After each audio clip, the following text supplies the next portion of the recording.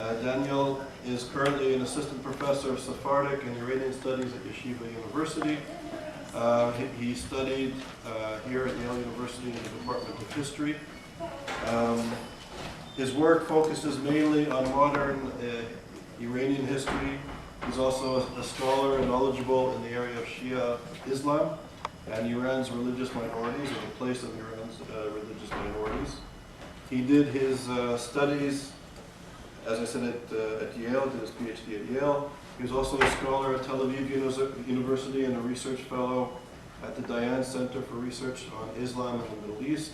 He was also the Golda Meir Fellowship Scholar at Hebrew University of the Institute of Judaic Studies. And he was, I'm going to mess up this name, sorry, there's actually a few German speakers here. The YIISA Kolleg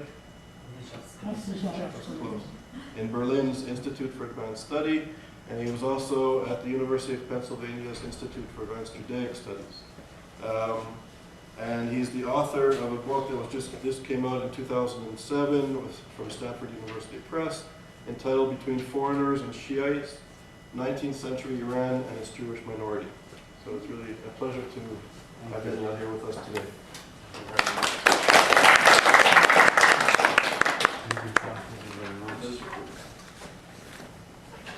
Thank you. I'd like to thank Charles, Dr. Charles Moore, for inviting me. Can you hear me? Okay.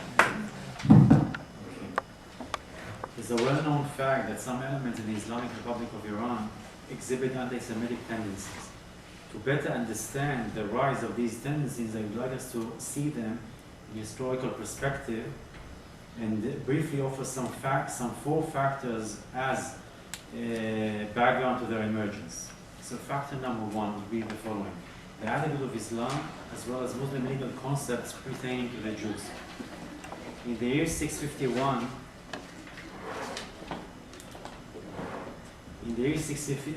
Iran was conquered by Islam. The approach of Islam and Muslims toward the Jews was based on various factors.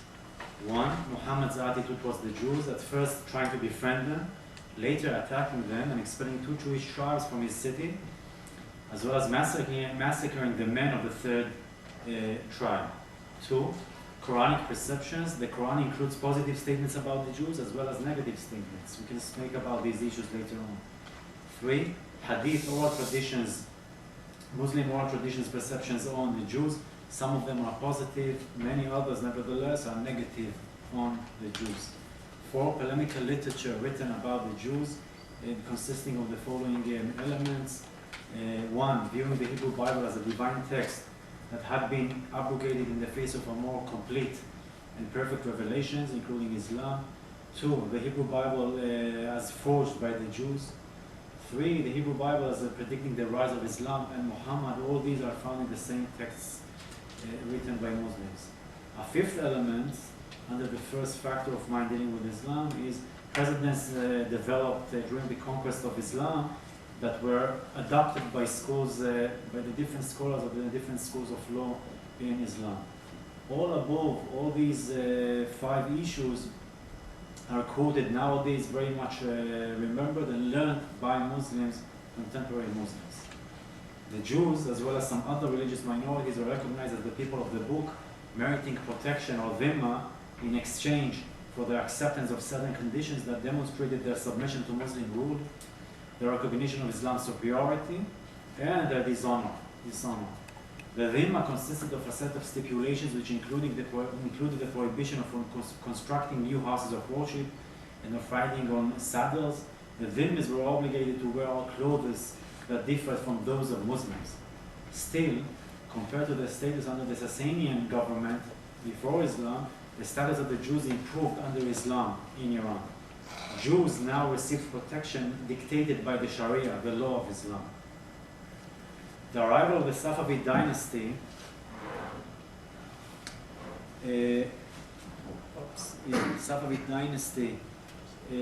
to power over Iran in the early 16th century marked a turning point in the history of Iran in general and in the history of its religious minorities in particular. Under the Safavids, Shiism became the state religion, state religion. In the like manner of Sunni Islam, Shiism viewed the people of the book residing under Islam as dhimmis, and Jews were included in his status. Nevertheless, Shiism has some unique characteristics in this regard. So you can see dhimma is there, but there are some unique elements. A hallmark of Shi'i treatment of religious minorities is the concept of najasat, or impurity. According to this concept, the religious minorities, among them the Jews, were perceived as impure, whose touch defies the Shi'i believer. This concept of impurity became ubiquitous and had a tremendous impact on the Jews' lives and daily interaction with larger Shi'i society. It helped segregating the Jews and was used as a pretext for barring them entrance to the local marketplaces, bazaars of certain cities. Other issues included this issue of food. Jews, let me put it like that, Shiites were not allowed to consume any food or all kinds of food that were produced by the Jews. Only fruits and vegetables, as long as they did not come in touch with water, were allowed for Shiites to consume. The third element is the issue of marriage. Whereas Sunnis allow Muslim men to marry women from the people of the book, including Jewish women, Shiites restrict this issue and argue that only a certain type of inferior type of marriage is allowed for Muslim men with women coming from the people of the book, Jews included, and this is the type of marriage called muta or sireh, which is temporary marriage. A Muslim man, comes to a woman and signs a contract getting married with her for a certain limited time period. So this type of marriage is seen as inferior, and this inferior type of marriage, inferior to the potentially eternal type of marriage, regular type of marriage, only this type of marriage is allowed with women from the people of the book. Indeed, these concepts apply to the people of the book at large, Jews, Christians, Zoroastrians, etc. Not only to the Jews. Still, Jews, like other religious minorities, are seen as inferior to Muslims, and we have to keep this in mind. So this was factor number one as far as I'm concerned. Muslim views, or specifically Shiite attitude towards the Jews. Moving from the legal concepts pertaining to the Jews to the real-life situation, I'd like to introduce factor number two. In the reality of Jewish life under the Safavids, 16th, 17th, 18th centuries, Jews would be many times harassed, persecuted, sometimes even forcibly converted to Islam. Nevertheless, as opposed to some scholars who would actually draw a line between Shi'i treatment towards the Jews and these persecutions, arguing that Jews would be persecuted because of the Shi'i concepts that I just mentioned, I would like to argue that Shi'ism was indeed at the background, but Shi'ism cannot really explain all attacks against the Jews. Jews will be attacked in Safavid times due to economic tension, as well as some internal rifts within the community that later on only draw the attention of the Muslim government, meaning not everything should be ascribed to Shiite religious hatred against Jews. Keep this in mind. By the end of the 18th century, in 1796, the Qajar dynasty took over and reigned supreme over much of Iran. Under the early Qajars, 1796 to 1848, Jews suffered from occasional persecution and regular abuse, including blood libel accusations. At times, Jews were forcibly converted to Islam, as was the case with the well-known conversion of the Jewish community of Mashhad in 1839. The Jews of Mashhad led crypto-Jewish life for generations to come following 1839. Actually, for 150 years, Jews in Mashhad lived openly as Muslims, but at home as Jews. We can speak about that later on. There are many stories about this issue. Indeed, all these persecutions and abuse during early Qajar times apply to other people of the book and not only to the Jews. Zoroastrians suffered, Christians suffered, and not necessarily only the Jews. Still, in some cases, it seems that the Jews were regarded as inferior to all other religious minorities, and I'd like to quote for you some quotes. We have it in front of us already. This line is actually, the paragraph here that you see is a quotation from the Shah's physician in the early 19th century. As you can see, he says the Jews are in the scale of God's creatures the lowest of white beings. They are the leprosy of creation. They are the degree above dogs. We kill a Jew and say no blood is spilled. They are the abandoned of Allah. Who cares for a Jew more or less? Another quote, which I don't have in front of you here, I didn't really write it down in front of you, but I'm going to quote it for you, is from a certain Shiite religious scholar, again early 19th century, who states that the Jews, quote, in all cities and countries are despised and not honored, especially under the Shiite Imami creed. So says the Shiite religious scholar. They are extremely subdued and far from any degree of honor. So we have to keep that as well in mind. Some change in the legal status and daily situation of the Jews can be discerned from the latter part of the 19th century onward, largely due to foreign intervention. Right, so we can see that certain foreign Jewish organizations like the Anglo-Jewish Association, the Jewish Board of Deputies in London, Alliance Société Universelle in France, as well as figures like Moses Montefiore, as well as great powers, France, but mostly Britain, would actually speak on behalf of the Jews. In 1873, equality is granted to the Jews. All that should be kept in mind.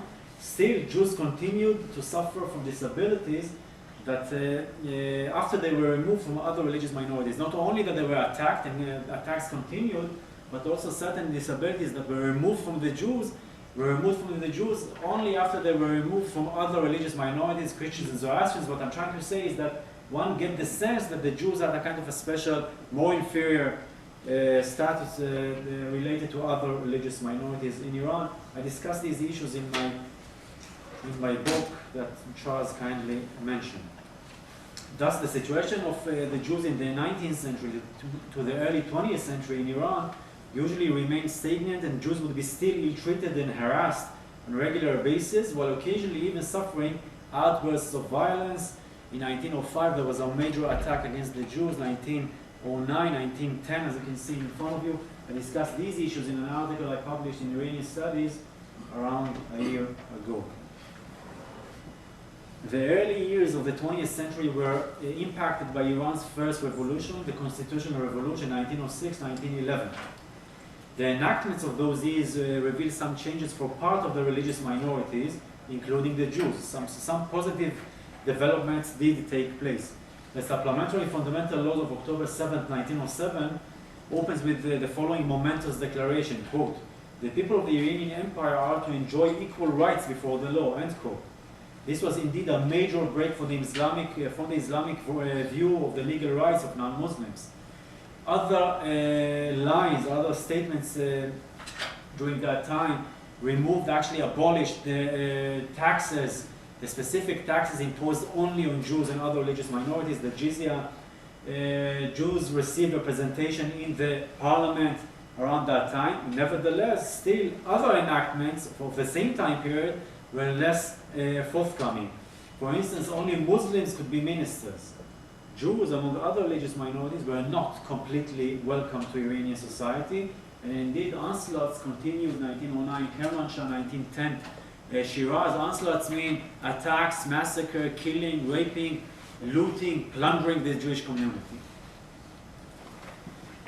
Addressing the Jews' place in Iranian eyes, we so far briefly mentioned two factors.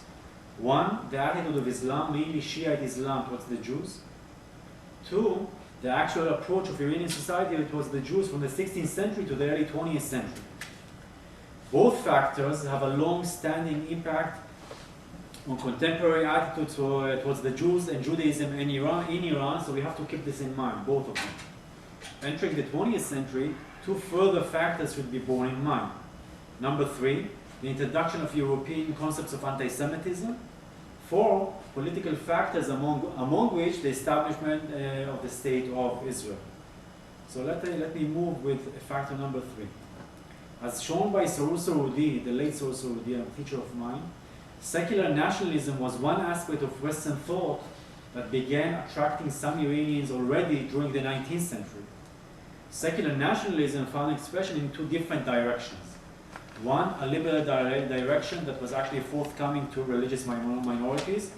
Another direction was held by some intellectuals that highlighted the pure, quote-unquote, pure Iranian elements in their own identity. Arabs and Islam, that were seen as the primary foreign reasons underneath Iran's decline, were regarded, according to this line, as Semite, whereas Europeans and their civilizations were seen as Aryan.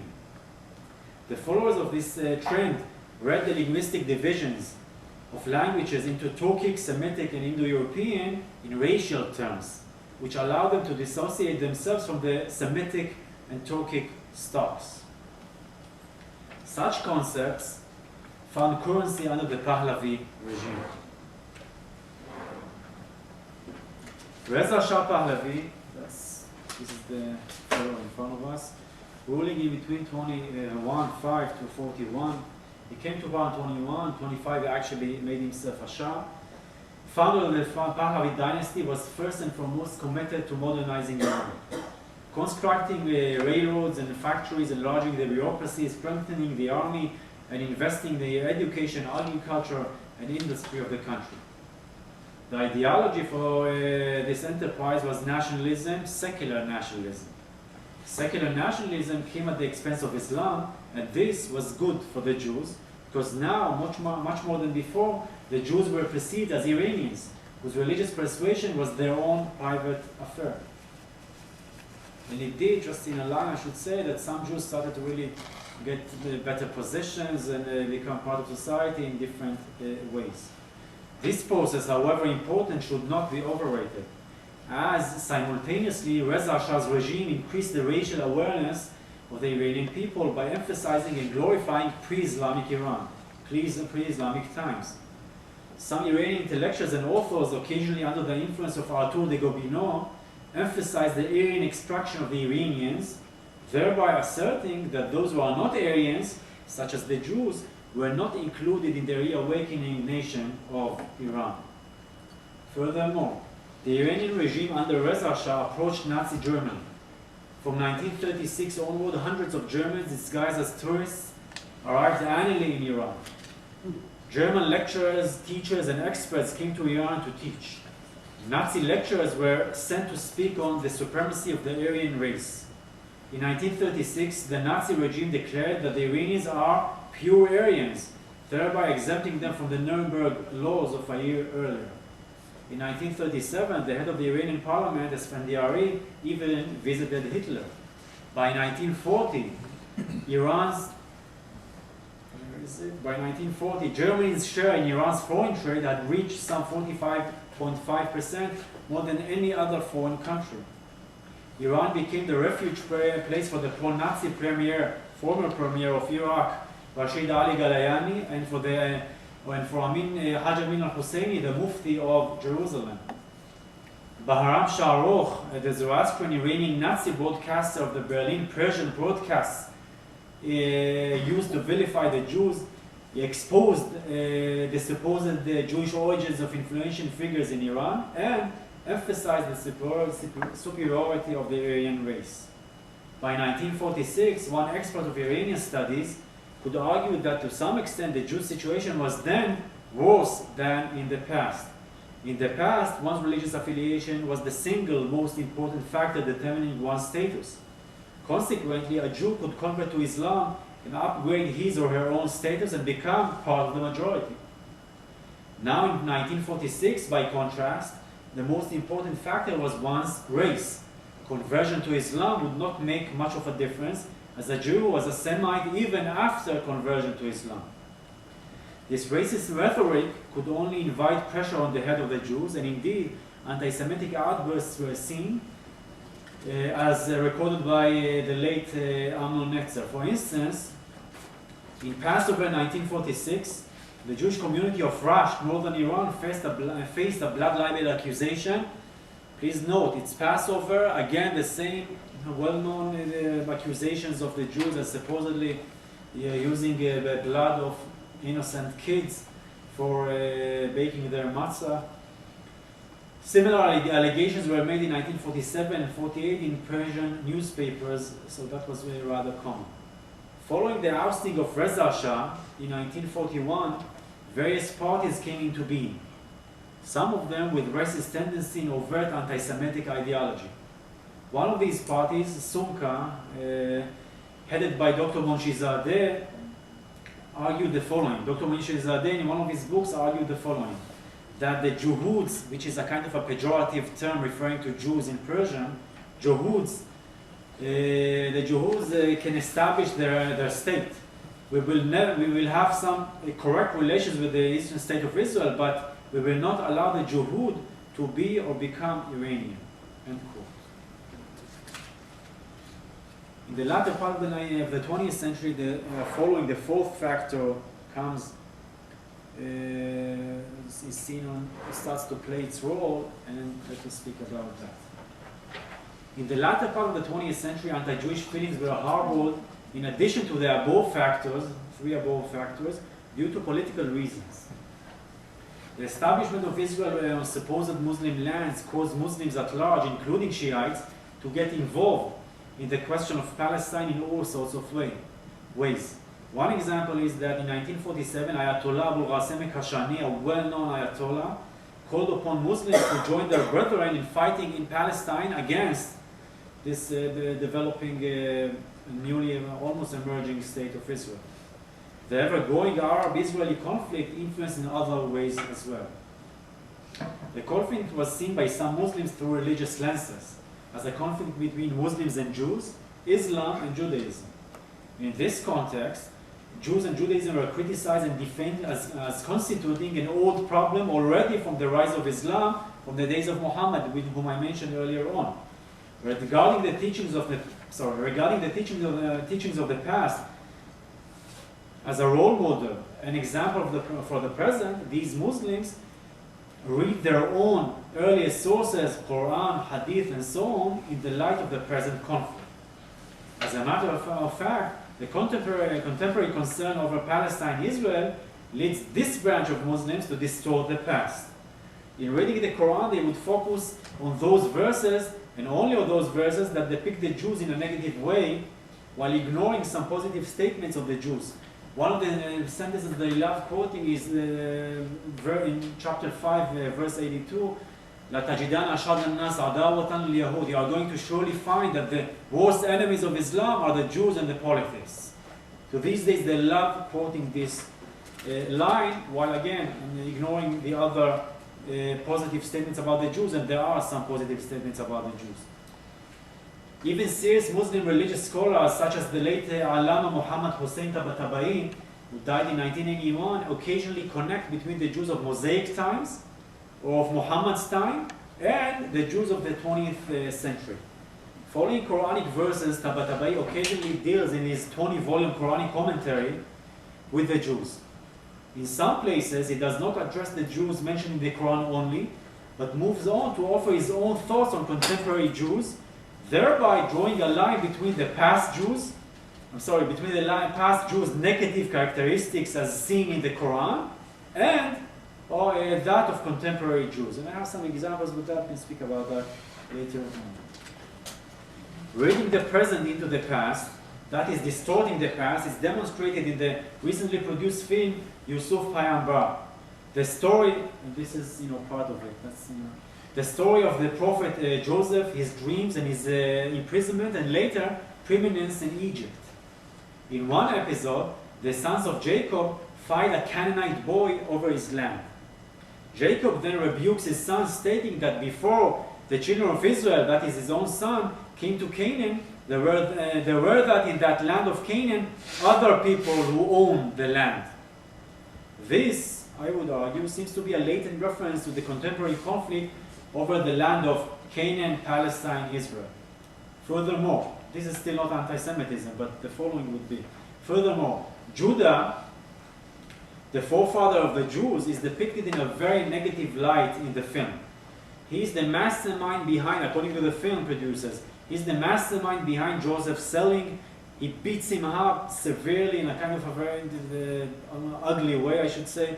He never fully regrets his supposed misdeeds towards Joseph.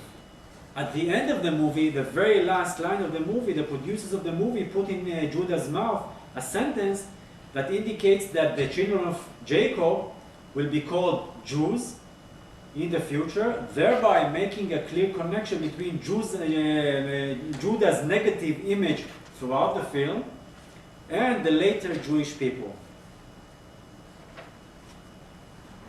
That's a very long series, some 10 hours. It's some 45 episodes.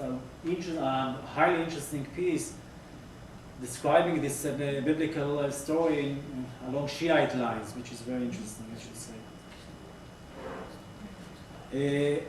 Khomeini, the real founder of the Islamic Republic in Iran. Before the revolution, Khomeini used to say that the Jews challenged Islam from its inception, disseminated anti-Muslim propaganda, or that the Jews want to take over the economy of the world, all well-known anti-Semitic arguments. In his later statements, he made a distinction between Jews and Zionists. Jews, according to this line, are protected under Islam, while Zionists are attacked by Khomeini. This distinction is often, but not always, taken by Iranian officials. Okay.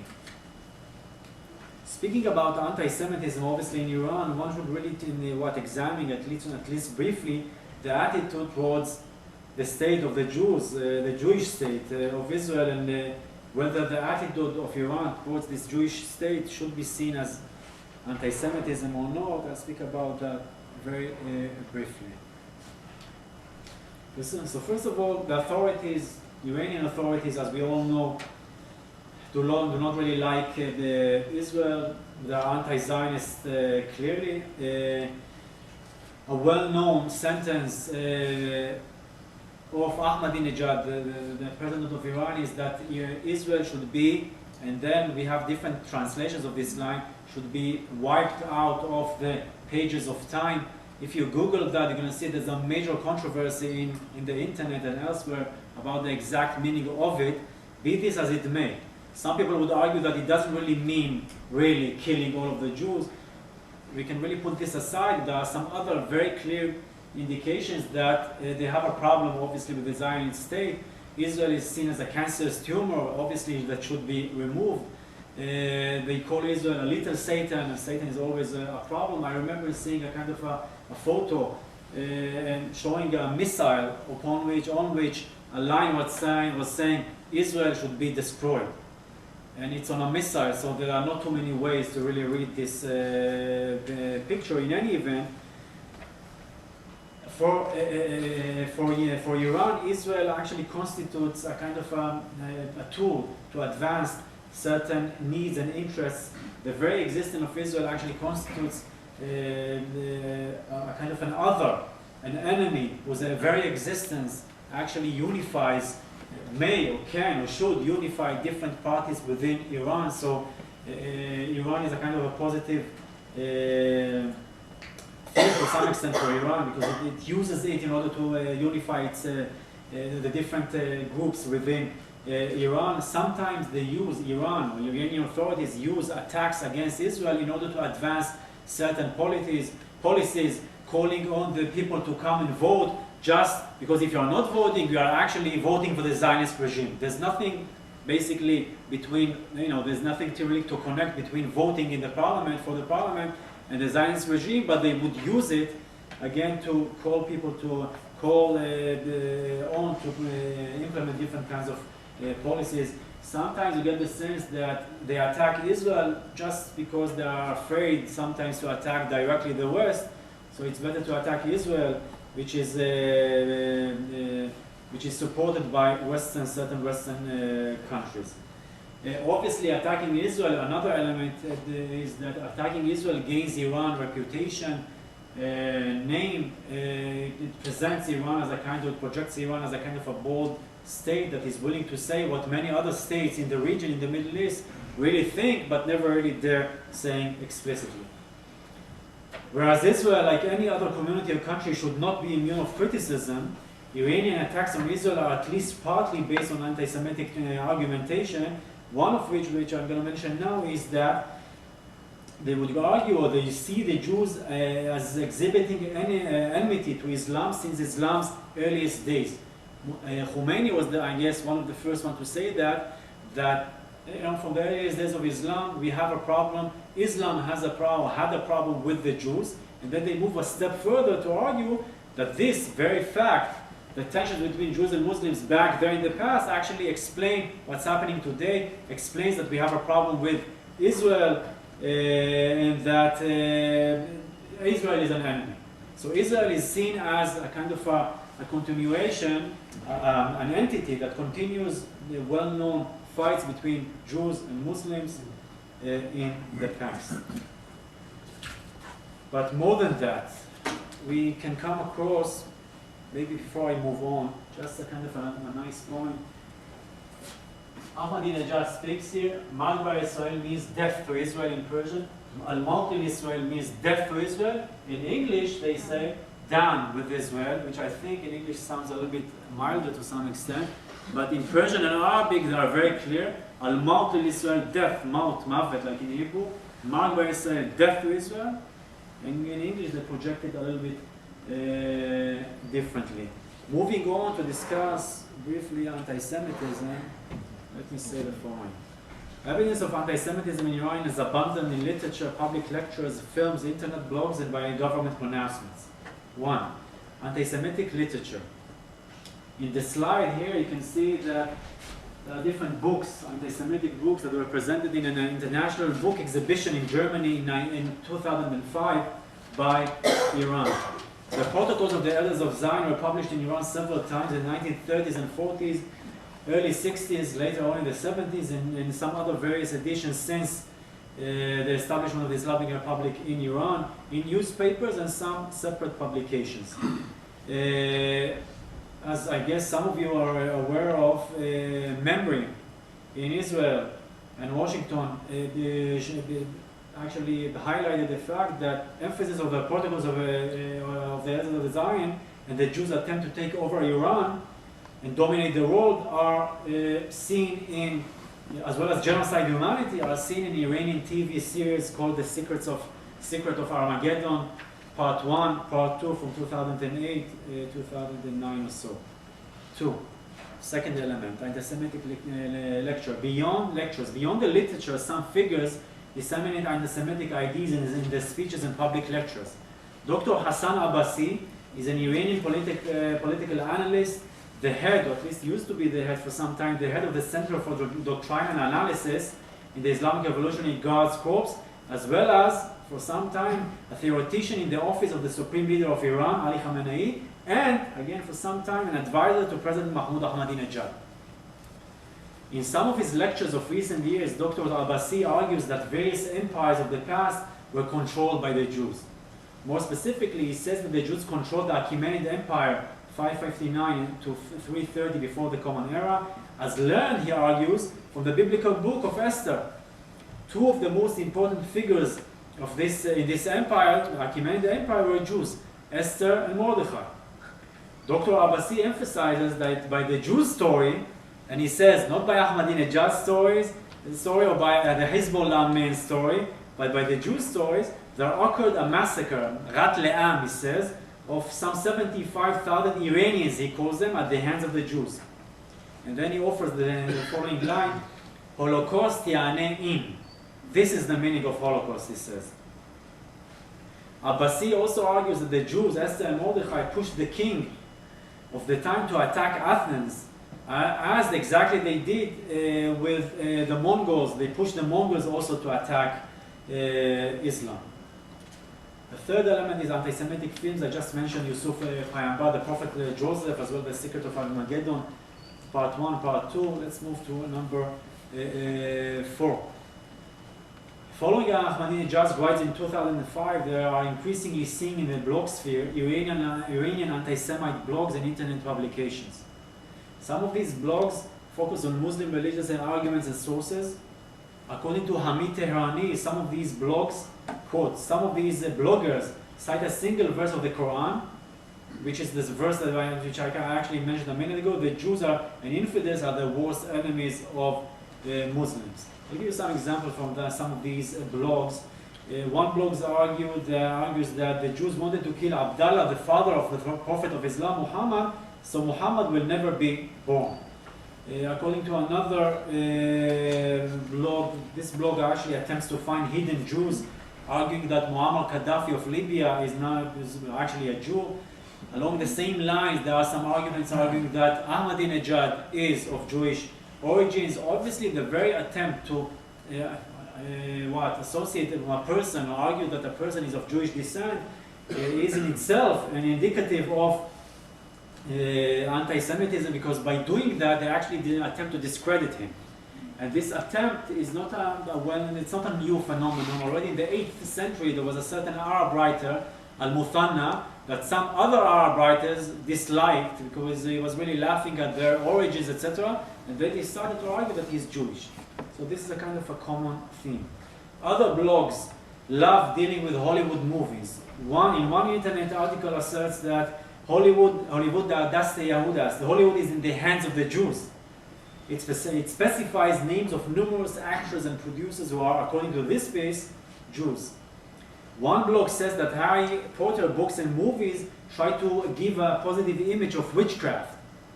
The blogger claims that witchcraft may be contrary to Islam and Christianity, but is attractive to the Jews, which explains why Jews would have some interest in really advancing this type of movies. Another blog argues that Mickey Mouse movies depict Mickey Mouse in a positive way. Why?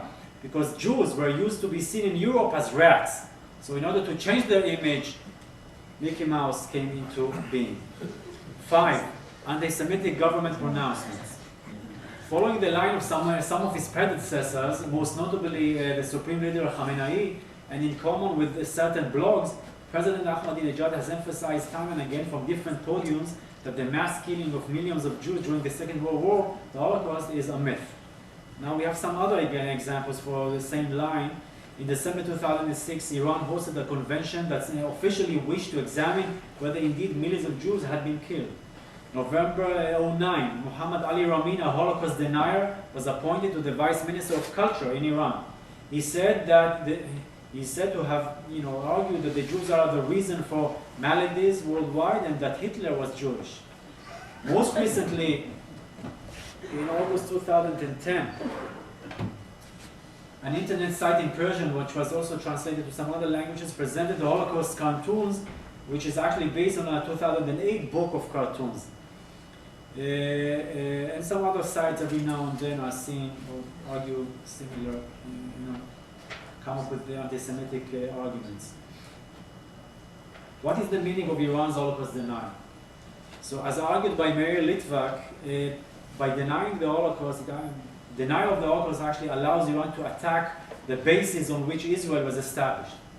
So Iranians believe that Israel is based on that the Holocaust is a founding myth of Israel. So if we deny the Holocaust, the entire state of Israel has no reason to exist. Additionally, again argued by Professor Litvak, quote, under the pretext of fabrication of the Holocaust for the sake of Zionism, Iran distorts and denies Jewish history and deprives the Jews of their human dignity by showing the greatest tragedy as a fraud, even though the Holocaust has nothing to do with the Zionism per se, end quote.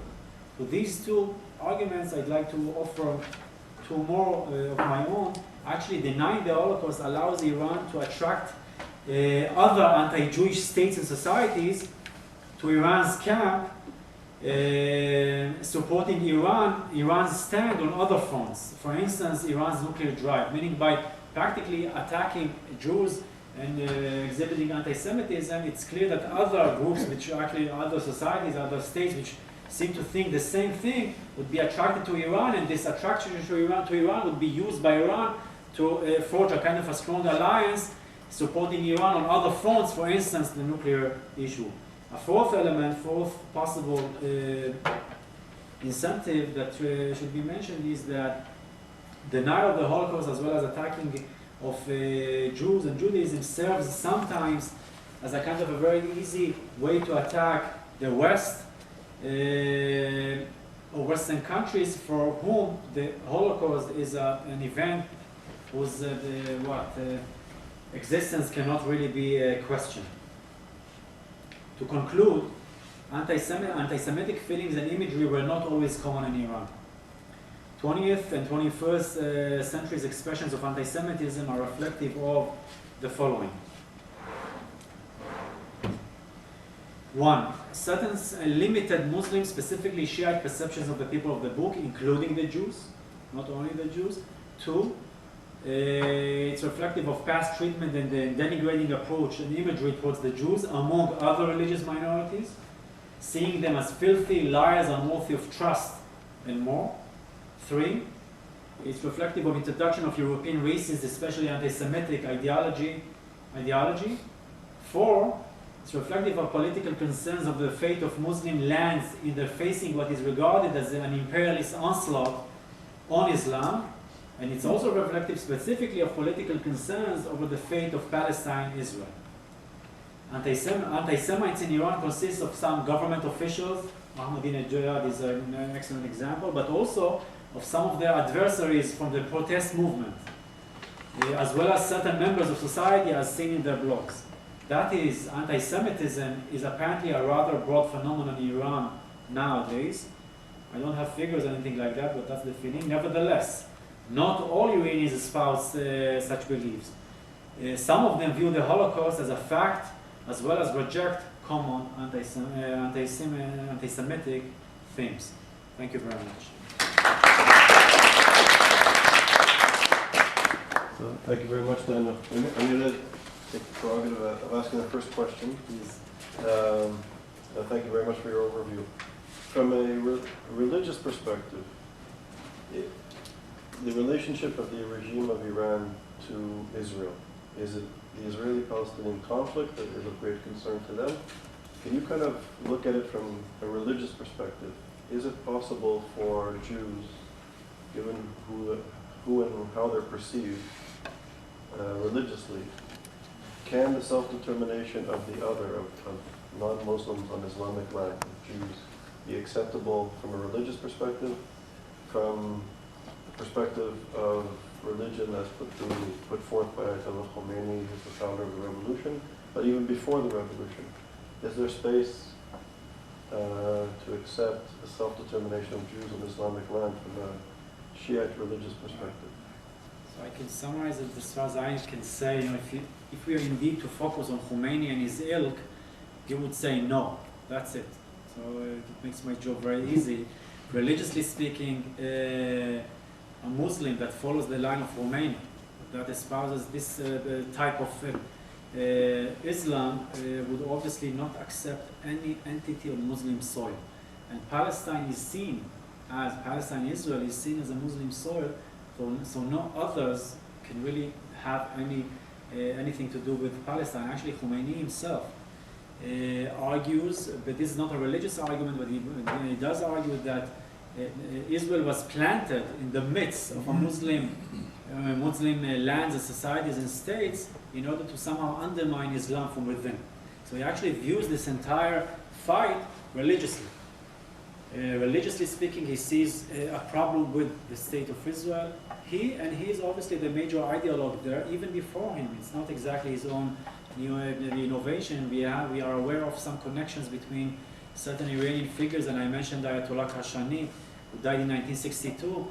Him with Muslim brothers, some of these figures, religious figures, already in the 30s, 40s, had some relations with the Muslim brothers in Egypt, for instance, nowadays in the news. So religiously speaking, there's a problem here, no doubt.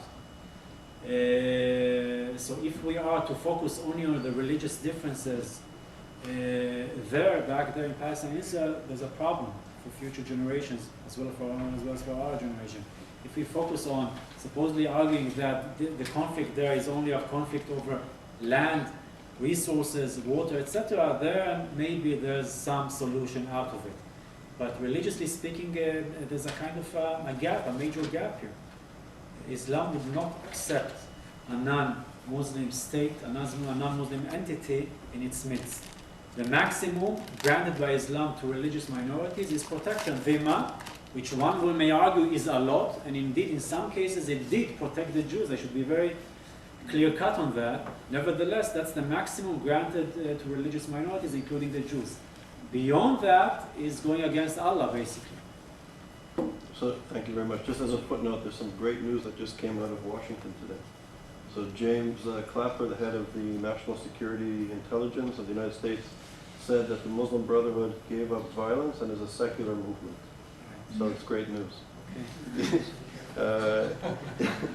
Any questions? Uriel, and then Professor Reyes.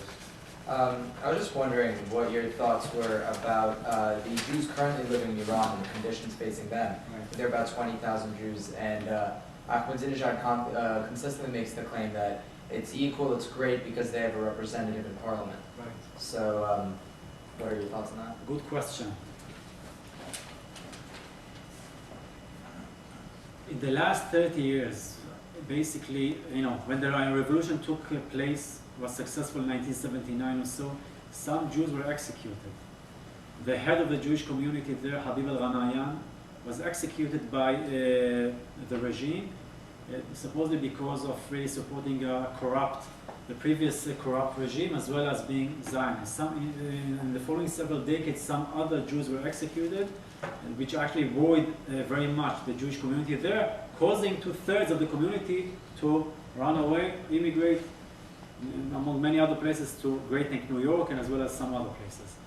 Nowadays, indeed, Jews have a representative in the parliament, as well as in the last 3 decades, no doubt. We have to keep it in mind, which is important.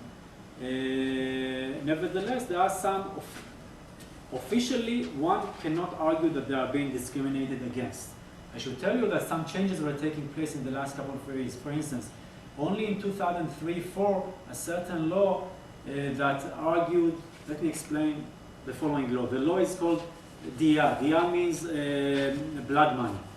If the law says basically that if a Muslim kills a Muslim, he needs to, there are different solutions, one of which is to pay a certain amount of money. How about a Muslim killing a non-Muslim, for instance a Jew? Shiite religious scholars usually argue that the amount paid by a Muslim for killing a Jew is less than the amount paid by the same Muslim killing a Muslim. Only in 2003 this law was changed, actually equating the amount, the blood price. So this is a positive development, no doubt. Another very important law, inheritance law, arguing that if a Muslim dies and he has a non-Muslim relative, the non-Muslim relative takes the entire inheritance at the expense of even the immediate heirs of this non-Muslim person. This law is still intact, which reflects inequality. Putting all this aside, I should really add a further story, I should say. A couple of years ago, 3 years ago, so a relative of mine actually came from Iran, I'm not going to tell where exactly, and visited us in Jerusalem. So I was telling him firsthand what's happening with Ahmadinejad. So he said, it's okay, it doesn't really bother us. We hear about his statements about the Holocaust, we don't like it. The community there even came up with an open letter against such statements. But bottom line, it doesn't do anything to us. Every now and then, again, somebody is captured and accused for being a spy. Like 1999, there were some 13 Jews accused for spying for Israel. Some of them imprisoned for some time and then released. Overall, apparently, it's not too bad. And this relative of mine told me we are doing well. It was before the economic crisis, some 4 years ago or so. So basically, he was let live. His synagogue was functioning. He was even telling me more, that in the times of the Shah, he could be beaten up in the street. Now he walks with his yarmulke, no one touches him. That's what he says. Now I can't tell you that this is reflective of all experiences of the Jews, but we have to keep it in mind. And again, I would argue that Iran is attempting to really treat its own minorities very good in order to gain this positive reputation abroad. We are good to the Jews, we are not anti-Semite. By being good to these 20,000 Jews in Iran, they are practically saying we have nothing against the Jews wherever they are. No, we are good to the Jews. We are actually implementing Islam, offering dhimma, they don't say dhimma, but offering protection and different kinds of rights to the Jews. So, just a quick addition. You would say that today it's better than it was before the 1979 revolution? I would not say that. That's what this specific relative, I was rather shocked when he said that, honestly. I would not say that, no. Obviously, there's a reason for why 2/3 of them left. And again, every now and then somebody is captured, you're a spy. They live, I think, I teach in the Yeshiva University, and there are some boys there, I guess in your age or so, early 20s or so, coming from Iran these days. And when I talk to them, they say there's no future there. Yes, no pressure, really immediate pressure, but everybody realizes, especially the young generation, that there is no future there. Among other reasons, because they'd like to get married and there are no girls around in the right age, etc., etc. I have two questions. One is, what is there in Shia religion, opposed to Sunni, that makes the Sunnis less disposed against the Jews than the Shia? The second question is, you didn't really talk very much about the Mossadegh period and the son of the Shah. How did that work? He was quite a liberal guy, Mossadegh, and then was taken over by with our help, the Shah, second Shah. So I wonder, you didn't say anything about the attitude towards the Jews during those two periods. Of Mossadegh, and which, what was the other one? The Shah, he was replaced by second Shah. Right. Okay. About Shia versus Sunnah, reasons for their hatred towards the Jews are, hating more the Jews than the Sunnis. I'm not sure we can really generalize that. Indeed, in law, while dealing with certain legal concepts, you get the sense that the concept of impurity is not followed by Sunnis, usually. And indeed, that can serve that can really support your assumption. Nevertheless, if you take certain Muslims nowadays, they are no less Jew haters or haters than Shiites. Bin Laden, for instance, certain Islamist groups are really major enemies of Jews and Judaism. Now, about the second issue, the days of the Shah, the second Shah, that these days from 1941, following the overthrow or the ousting of his father, to 1979, in many respects were the best days for the Jews, one of the best time periods for the Jews ever, as opposed to what this relative of mine said. Overall, that was a major window of opportunity for Jews as well as some other minorities. The Shah initiated a series of reform known as the White Revolution, investing in the industry, agriculture, etc., education, and Jews were welcome to participate in these major sweeping changes. But the focus was not on their religion or religious persuasion, etc., but on their talents. And indeed, I'll give you some figures indicating how good was it. In 1976, for instance, there's a figure saying that there were 600 Jewish physicians in Iran, which actually was, percentage-wise, 6% of the physician population in Iran. And you have to keep in mind that the Jews at that time were only less than a quarter of percent out of the entire population. Similar comparison or percentage is given with reference to Jewish professors in institutions of higher learning and the academia, etc. We have some 80 Jewish professors at that time, around that time. And again, constituting what? Some 4% of the entire body of professors in Iran at that time. And again, this is a lot more than a quarter of percent which they figured in society at that time. They were doing well. This is the time period in which some of them got really billionaires, basically. And this would actually lead some of them to have some mixed feelings about society. They were Jews, no doubt, committed to Judaism, no doubt. However, at the same time, very much Iranian, highly acculturated into Iranian society. And you can find some of them, of course, some of them in America nowadays. So these days they celebrate the Iranian New Year, Nowruz, in the 21st of March, around that time.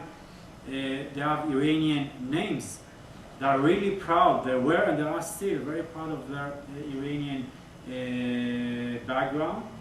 which actually, again, presents us with a kind of a very interesting case.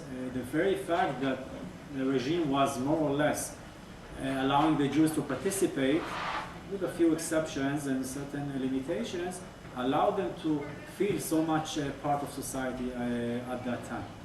The few exceptions I'm just hinting at is the fact that Jews could not be colonels in the army, Jews could not really reach high positions in certain ministries, and so on and so forth. Everybody would remember them as Jews, no doubt. Even in the army, they would be drafted into the Iranian army, which is a lot, I should say. Because according to Islam, a Jew cannot really gear the sword or hold a weapon and somehow be part of the army forces of the army in a Muslim state. Now, under both the father Muhammad Reza Shah as well as the son Reza Shah, Jews would be drafted to the army. My father was in the Iranian army. At the same time, again, the picture is not completely positive, because at the same time I can tell you that an uncle of mine was in the army, tells me that he had a label on his chest saying, giving his first and last name, and then indicating Kalimi. Kalimi is a nice way to refer to Jews in Iran. Kalima is a word in Arabic. Kalimullah is the one who spoke with God. That's a reference to Moses. And those who follow Moses are called Kalimi basically. So there was an indication on his chest that he is Kalimi. Meaning, what I'm trying to say is that he was actually drafted to the army. That's a major development and a positive development. Still, society never forgets. The army or the officers, the administration, the authorities never forgot, never really wished to really completely forget one's religious persuasion. He was Jewish. I have also two questions. Does the Iranian state recognize also ethnic and national minorities, not only religious minorities? And the second question concerns Holocaust denial. Is it an element of an official educational system like history teaching? Do they teach the Holocaust denial at schools? That's a good question. I'm not aware of that. I know that the image of the Jew I don't think that they have a kind of a class or anything like that. But Jews, when teaching on Islam, are all over. You know, again, let me take you back. It's not a coincidence I mentioned Muhammad from the beginning. All these stories are very much vivid in their memories, especially in a Muslim state that officially actually speaks about Islam as its religion, attempt to propagate Islam, etc. In any class of history, you would come across the Jews, no doubt about that. Why is that? Because Muhammad had some contacts with the Jews. He killed one Jewish tribe, a man of a certain Jewish tribe, Banu Qurayza, and exiled to other Jewish tribes, Qaynuqa, Nadir. They would come across Jews all throughout, and even before, speaking about story and history, when in classes of religion, they would have to come across Jews. Jews are mentioned in the Quran. So if they teach religion, they have to speak about the Jews, because the Quran deals with the Jews in different ways. If they teach oral traditions, hadith, they have to say something about the Jews. If they teach history, they have to say something about the Jews. So I'm not really sure. I can't tell you whether they have a class called Holocaust denial, but obviously prejudice against the Jews is there, no doubt. No, what I mean is that when they come to the Second World War and the Holocaust, what do they say then? I can't tell you. I don't really want to say anything. I believe that some of them would follow this official line, but I suspect that some would not. But I can't tell you, so that's only my speculation. You keep on referring to events in the past and the present. Yes. I'm wondering if it isn't necessary to come up with a philosophical view, and that is that there's a clash of civilizations between the West and Islam. They see history differently. They see history as persistent metaphysical truths which keep on recurring as metaphors, and events therefore of then and now connect. I was looking, this summer I was studying Islam and the Quran, and it appeared to me that it's very different from the Torah, from the Jewish concept of linear time. Their time is quite different. They see it essentially as again and again and again. So there's more. Well, next week there's going to be a presentation on, I guess, DNA in Islam. But the question that I'm raising is this: Doesn't one need a broader concept of what's happening in Iran to tie in with what's happening in the Muslim mind, essentially, Torah's not of linear, right? persistent truths, so that the Jews become the eternal enemy over time, and that what took place during Muhammad's time is taking place now. And it's a different concept, a different way of constructing history. If one sees history in that way, then what is being done is quite reasonable, because they are carrying out the metaphysical truths. What the West is doing is, the West sees the change coming in and doesn't see that as metaphysical truth. I would argue that indeed the past is very much vivid in their minds, no doubt. There's an attempt to somehow, Muslim views of the past are that the past somehow was led astray, if you will. Meaning the golden age, golden era was in the times of Muhammad. From that moment, and there are different, arguments when exactly, there's a war, civil war, the first civil war in Islam, maybe the Shiite-Sunni split that took place there. From these moments, around the 7th century or so, Islam is not really following the right course of history, and we really need to bring it back while imitating this golden era. However, I would not really, I dare differing from your view. I can't speak about a Muslim mind exactly, and I don't think the Jew is an eternal enemy per se.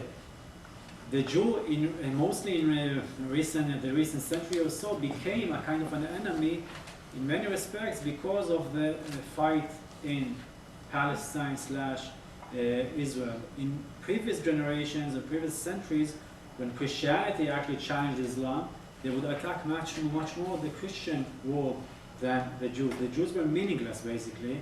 They would speak about them, deal with them, teach about them, but now there's a kind of an urge, a political urge to really focus on them, which we have to keep in mind. So, Holger, but before, just as a point, Jewish sense of history, or the Torah sense of history, is not linear either. You have Abraham putting on tefillin before Egypt. You have Jews living holidays. So I don't want to get into it, but the Torah is not a linear sense of history either. Yeah. I've got two questions. I'm wondering about the strictness of the Shia construction of Iran right